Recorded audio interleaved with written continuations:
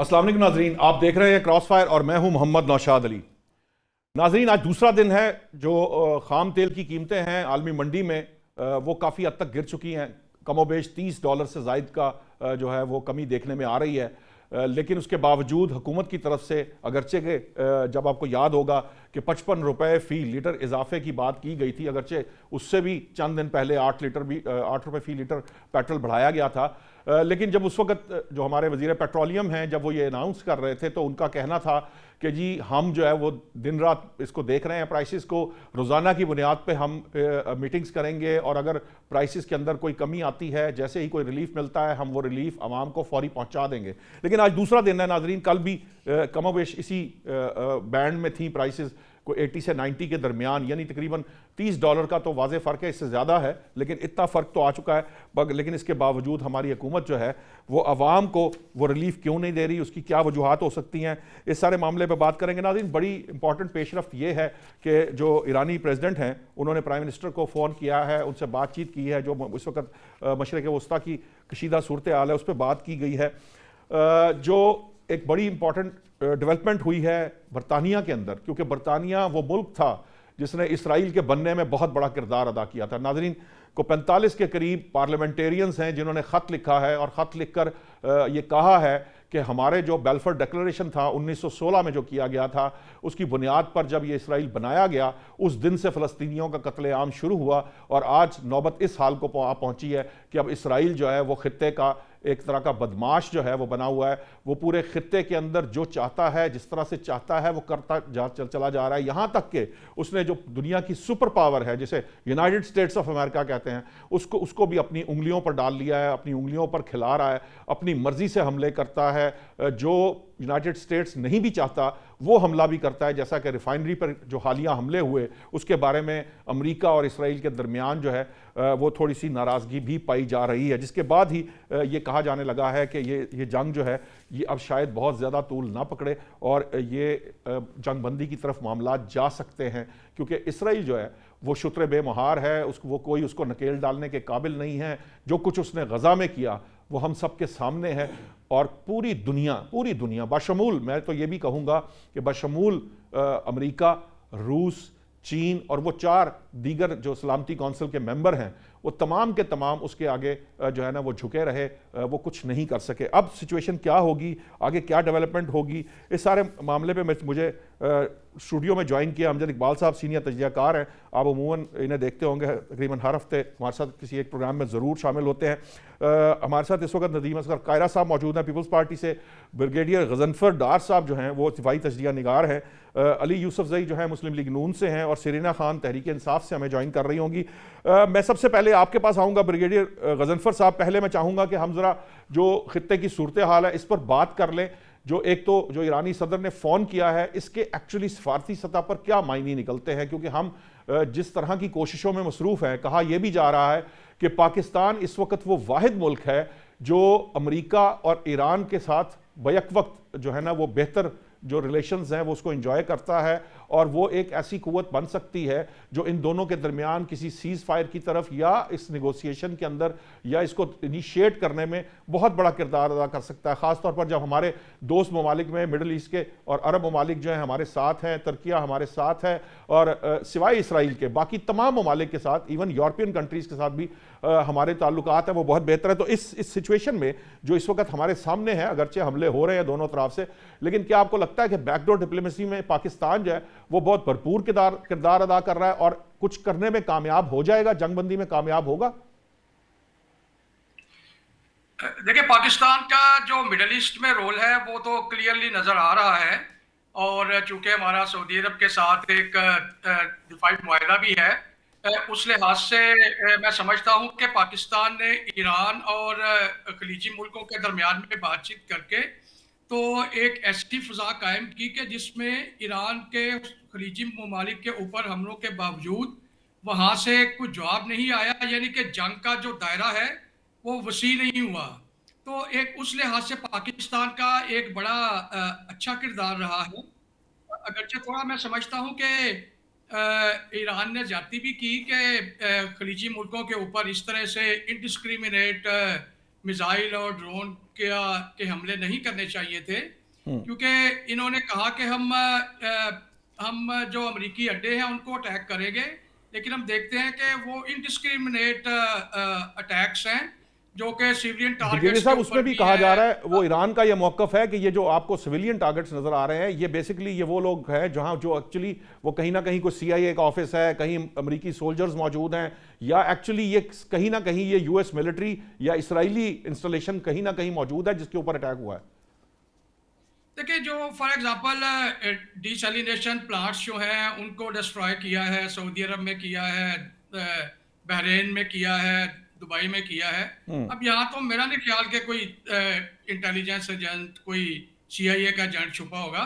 तो ये हुकूमतें जो हैं वो आमतौर पे इस तरह की वो बहाने करती हैं। दूसरा ये देखिए कि पाकिस्तान ने बात की थी ईरानी सदर के साथ, और जी उन्होंने वादा किया था कि ईरान जो है वो मिसाइल और ड्रोन हमले नहीं करेगा गल्फ कंट्रीज पे। लेकिन उनकी बात को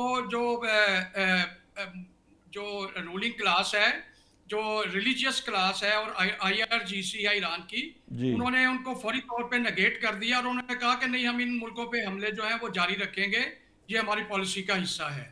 तो ठीक ये हमने चीज देखी है। जी लेकिन उसके बावजूद मैं समझता हूं कि पाकिस्तान ने एक बड़ा अच्छा किरदार अदा किया कि जो अरब मुल्क हैं उनको रोके रखा कि आप रिस्पॉन्ड ना करें ईरान के हमलों को।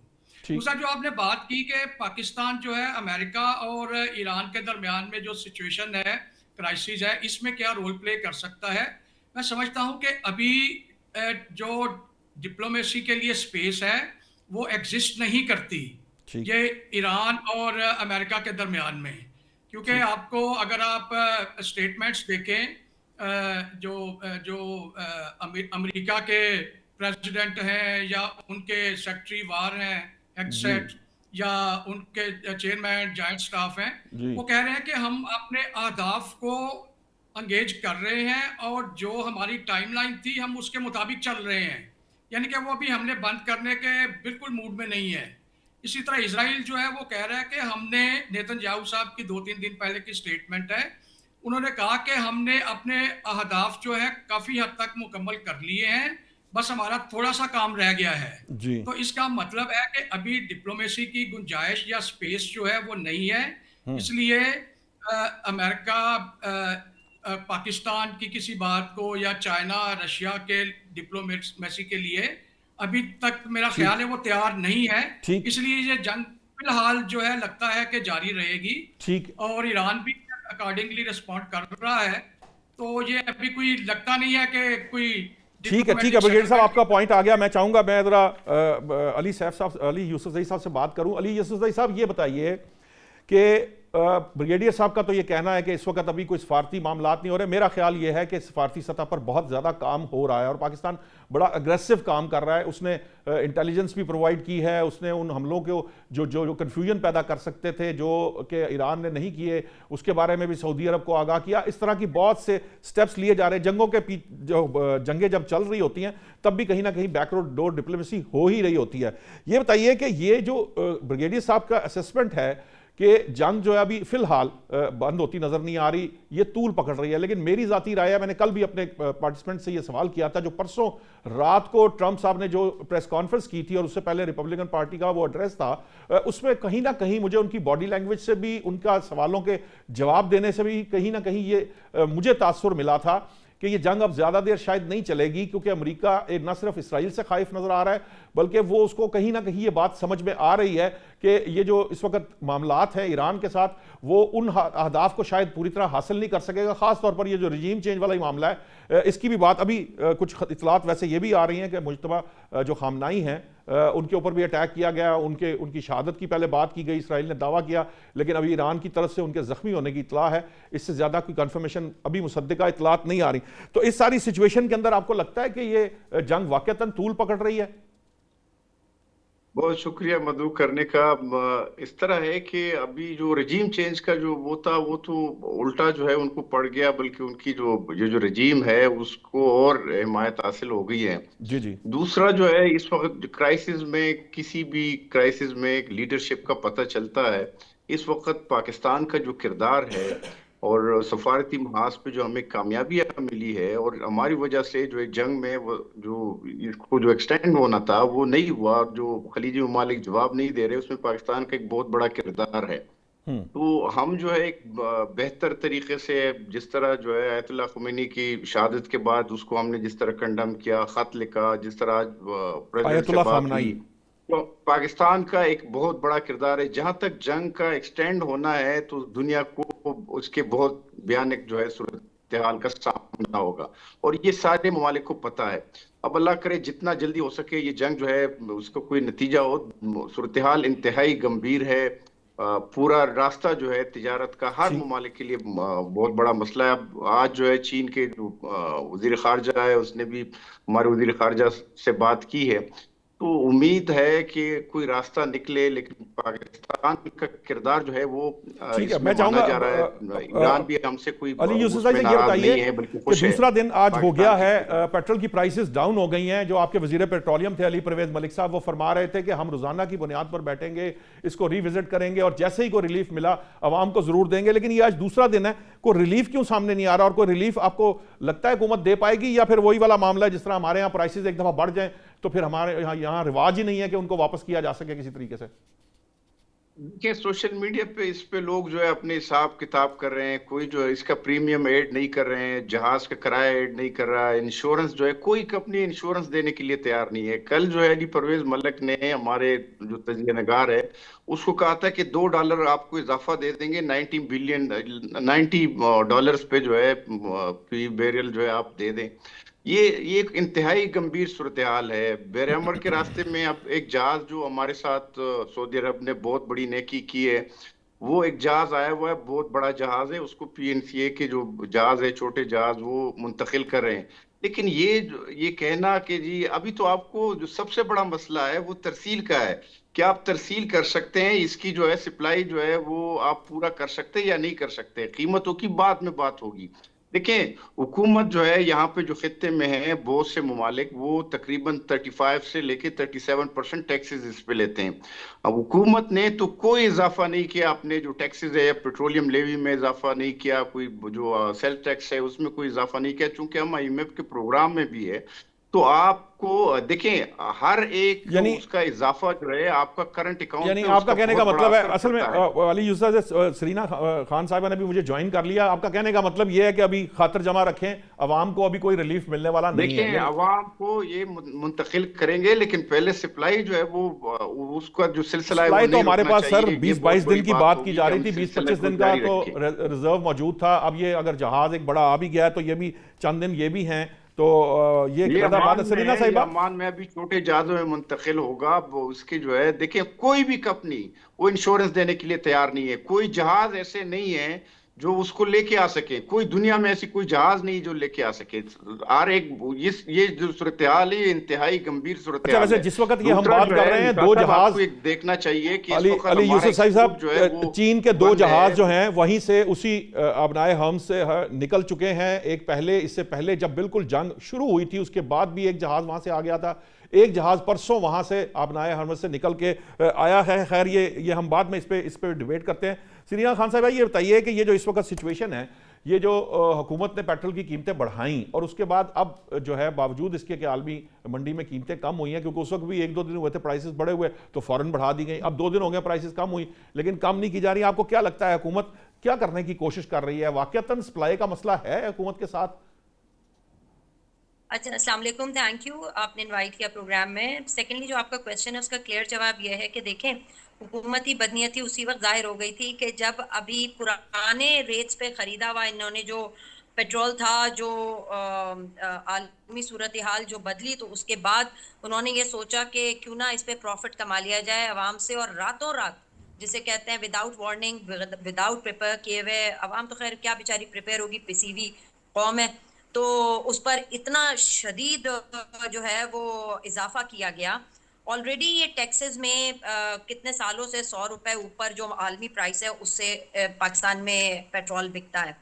गवर्नमेंट जो जिसने लिवाइज हैं वो सब जो है बहुत ज्यादा बुलंद किए हुए थे, ये सब पता है सबको। लेकिन जो ये 55 रुपए जो फिर बढ़ाया गया, ये तो शबखून मारा गया, आवाम को बिल्कुल पीस के रख दिया गया। महंगाई रातों रात रमजान जैसे महीने में दुनिया में जो है वो कीमतें कम की जाती हैं। मलबा जो है वो पूरा, जो इनकी गलत पॉलिसियों का मलबा जो है वो पूरा का पूरा जो है वो अवाम पे गिरा। और अपना हाल ये है कि कई 100 करोड़ का जो है जहाज खरीद के उसका ईंधन जो है वो करोड़ों में, जो मुल्क के वजीर आजम बने हुए हैं इस वक्त, उनकी भतीजी जो है वजीर आला बनी हुई है, वो कोई रिश्तेदारों में ये चीजें बांटी हुई हैं, और उसके बाद जो है वो सारा का सारा जो है मलबा, वो उसकी कीमत अवाम अपने टैक्स के पैसे से देती है इनकी अय्याशियों के।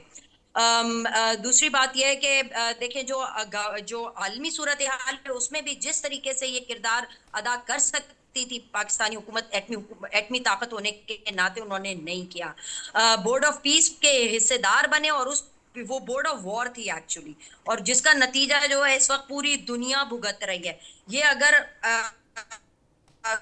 सॉवरेनिटी के साथ खड़े होते, स्टैंड लेते, चीज में यस सर करके मोस्ट ओबीडिएंट सर्वेंट ना बनते, वो बेगर्स नॉट चूजर्स वाली जो इनकी हालत थी ना, वो ही इन्होंने अवाम पे भी मुसल्लत कर दिया। जबकि बड़ी बड़ी ताकत थी हमारी मुल्क के अंदर, जो हमारा इस्लामी जमहूरिया पाकिस्तान है, अगर उसको करप्शन हटा के चलाया जाता तो बहुत ताकतवर मुल्क है, अल्लाह ने बहुत वसाइल दिए हैं। ठीक लेकिन ये सारा का सारा, चाहे रेकॉर्ड कोई कुछ भी हो, वो नजर हो रहा है सारे वसाइल मुल्क के जो है ना ठीक वो इनकी करप्शन ठीक के। है, आपका पॉइंट आगे सीढ़ी साहब, मैं अच्छा थोड़ा सा मुझे ब्रेक की तरफ बाकी जाना है, जो मेरा है वो जरा टाइम आवाम थोड़ा सा कम है, को आपकी आवाज़ भी डिस्टॉर्ट हो रही है। कायरा साहब ये बताइए कि आपकी इत्तेहादी है हुकूमत ने तो ये अभी अली यूसुफ साहब ने जो हमें कोशिश की है बताने की, उससे मुझे तो ये तासुर मिला है कि शायद हम भूल जाएं कि प्राइसेस जो हैं वो कम होंगी। फिलहाल तो हमें ये प्राइसेस कम होती नज़र नहीं आ रही। आपको नहीं लगता कि गवर्नमेंट जो है अगर 2-3 दिन वेट कर लेती पहले प्राइसेस बढ़ाने में, तो शायद उनको ये इस किस्म की वर्किंग की ज़रूरत ना पड़ती जो उन्होंने $120-150 की बातें की हैं,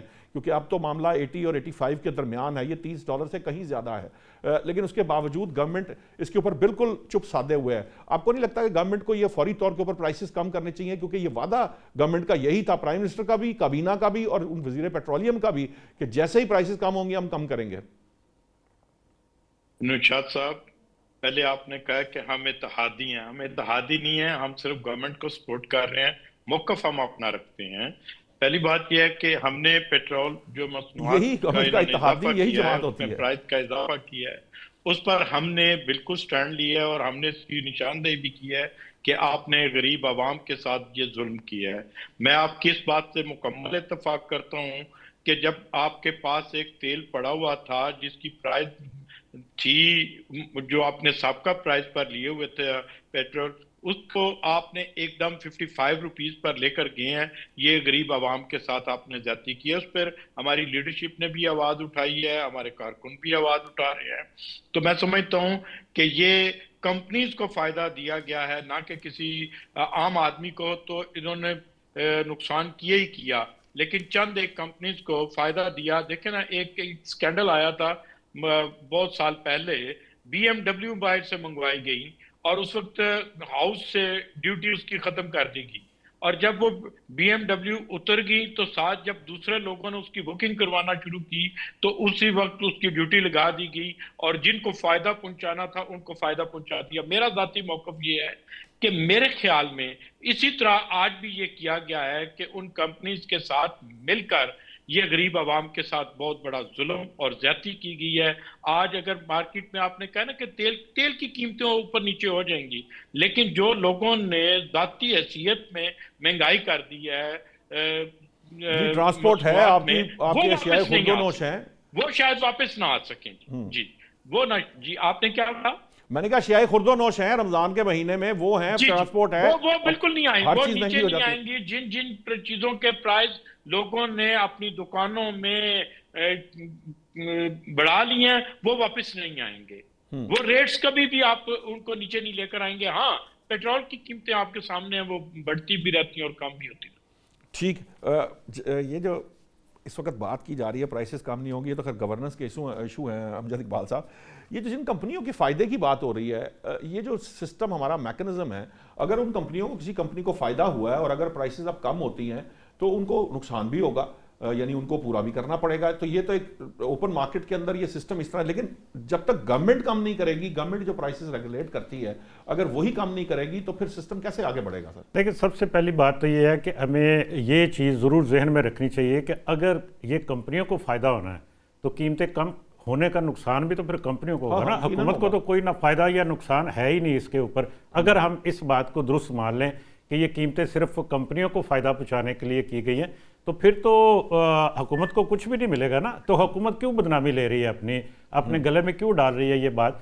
ये ऐसी बात नहीं है, ये हुकूमत को फ़ायदा, हुकूमत के टैक्सेस होते हैं, उनके ऊपर परसेंटेज के मुताबिक जब कीमत बढ़ती है तो उसकी रेशो से उसके ऊपर जो टैक्स होता है वो हुकूमत को जाता है और उसमें भी इजाफा होता है। हम कहते हैं इजाफा नहीं किया गया, परसेंटेज में इजाफा नहीं किया गया, लेकिन जब आप 100 रुपये की चीज़ अगर 150 रुपये पे चली जाती है तो वो उसी रेशो से उसका टैक्स बढ़ जाता है, हुकूमत की आमदनी में भी इजाफा होता है। एक बात। दूसरी बात यह है कि जिस रिजर्व की आप अभी सारे साहिबान ने बात की, वो तो एक आपके पास रिजर्व रहते हैं हमेशा 28 दिन के या 26 दिन के या 27 दिन के, जिनका आपने भी जिक्र किया, वो तो रहते हैं, वो आपको मजबूरी है, आप समझ लें ज़रूरत है, वो रखने होते हैं आपने। उसके लिए बहुत सी उसकी वजूहत हैं, जैसे आपके सिक्योरिटी के मामला होते हैं, जैसे आपने हर चीज़ पूरे सिस्टम को चलाना होता है, इसलिए किसी वक्त भी होता है और वो रहते हैं। लेकिन मामला ये है कि जो आपका जो इस वक्त सर्कल में चीज़ें चल रही हैं, अभी आपने जिक्र किया एक बड़ा जहाज़ जैसे आ गया, नहीं 4 जहाज़ आए हैं, एक सऊदीया से आया, एक यूएई से आया और 2 अमेरिकन कंपनी ने मंगवाए हैं।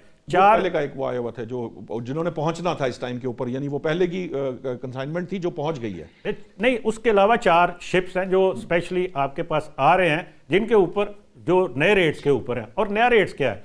अभी हम कहते हैं कि जी 30 रुपये लीटर कम हुआ। ये जो कीमतें बढ़ी थी, ये $30 की जो कीमतें बढ़ी थी, ये उनके रेट नहीं है जो इस वक्त हमारे 55 रुपये ज़्यादा करके दिए गए हैं। ये थी तकरीबन 88 के ऊपर, 85 के ऊपर, $85 पर बैरल के ऊपर थी जब हुकूमत ने कीमत बढ़ाई, तकरीबन 90 के अराउंड चल रही थी उस वक्त। जी। फिर ये एक दिन में $116, $119 तक गई और उसी दिन ये वापस 102, 98, 97 पर आ गई।